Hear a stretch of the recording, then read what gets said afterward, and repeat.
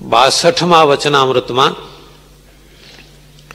સ્વયં પ્રકાશાનંદ સ્વામી પૂછે છે કે ભગવાનના 39 ગુણ છે. આના અર્થો તો બહુ વિવેચન માગી લેવા છે, પણ 39 ગુણના નામ સાંભળી લો. પ્રભુ સ્વરૂપમાં આટલા ગુણ અખંડ રહે છે.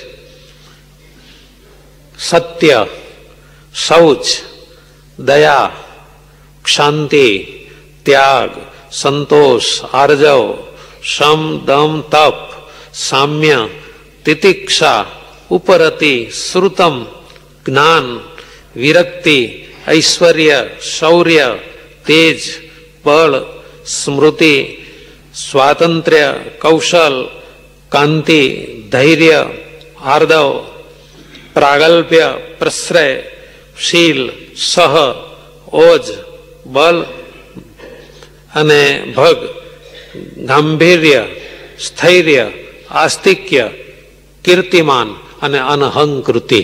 આ 39 ગુણ ભગવાનના સ્વરૂપમાં અખંડ રહે છે. એ 39 ગુણ સંતને વિશે કઈ રીતે આવે? સ્વામિનારાયણ ભગવાન કહે છે સંતને વિશે એ ગુણ ભગવાનનો યથાર્થ નિશ્ચય થાય. ભગવાનનો નિશ્ચય કેવો હોય? ભગવાન કાળ જેવા નહીં, કર્મ જેવા નહીં, સ્વભાવ જેવા નહીં, માયા જેવા નહીં, પુરુષ જેવા નહીં. એ સર્વના નિયંતા, સર્વથી પર ભગવાનને જાણે. પછી એ ભગવાનના ગુણ એ સંતમાં આવે. શ્રીજી મહારાજ દાખલો આપે છે કે દીવાનો પ્રકાશ આંખમાં આવે એટલે આંખની આગળ જે અંધારું હતું એનો નાશ થઈ જાય. એમ ભગવાનનો સંપર્ક જ્યારે આત્માને થાય દ્રઢ નિશ્ચયના માધ્યમથી, તો એ સંતમાં આ ભગવાનના 39 ગુણ આવે છે. નિર્વિકારાનંદ સ્વામી પૂછે છે, મહારાજ નિશ્ચય તો હોય પણ એવા રૂડા ગુણ તો આવતા નથી અને માનની ઈર્ષા વધતા જાય છે, એનું શું કારણ? શ્રીજી મહારાજ કહે છે નિશ્ચય હોય અને રૂડા ગુણ ના આવે એવું તો બને નહીં. પણ જો બનતું હોય તો એ જીવ જ કોઈક આસુરી હોય. ઠાકોરજીને થાળમાં અમૃત લાવીએ, સિંગડીઓ વચનાક લાવીએ, દૂધ પાક ને સાકર લાવીએ અને અફીણ લાવીએ અને એ થાળમાં ધરીએ તો એનો જેવો ગુણ હોય ને એવો રહે. ભગવાનના થાળમાં મરચું ધરીએ પછી એ મરચું કોઈ દાડો ગળ્યું થઈ જાય એવું ને એવું રહે. ઘણા જીવ એવા હોય એને અસર ન થાય. શ્રી રામની આગળ રાવણ ઉભો રહ્યો પણ શ્રી રામજીનો પ્રભાવ, પ્રતાપ ને એને કઈ અસર ન થઈ, એને તો લડાઈ કરી.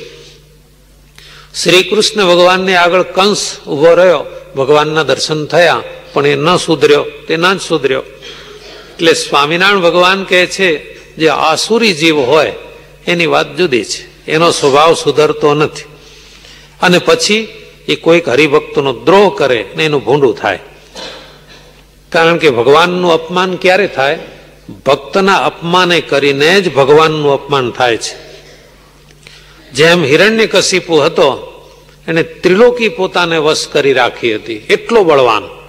પરંતુ જો પ્રહલાદજીનો દ્રોહ કર્યો તો ભગવાને સ્તંભમાંથી પ્રગટ થઈ એનો નાશ કરી નાખ્યો. માટે ભગવાનના ભક્તોએ કોઈનું અપમાન કરવું નહીં.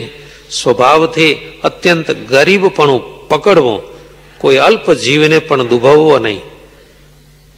ભગવાનનો સ્વભાવ છે જે અભિમાન રાખે તો ગર્વગંજન એવા ભગવાન એ ખમી શકે નહીં. ગમે તે દ્વારે પ્રગટ થઈ અને અભિમાની પુરુષના અભિમાનનો નાશ કરે છે. માટે ભગવાનથી ડરીને જે સાધુ હોય એમણે કીડી જેવા જીવને પણ દુભાવવો નહીં. એ નિર્માની સાધુનો ધર્મ છે. સ્વામિનારાયણ ભગવાન.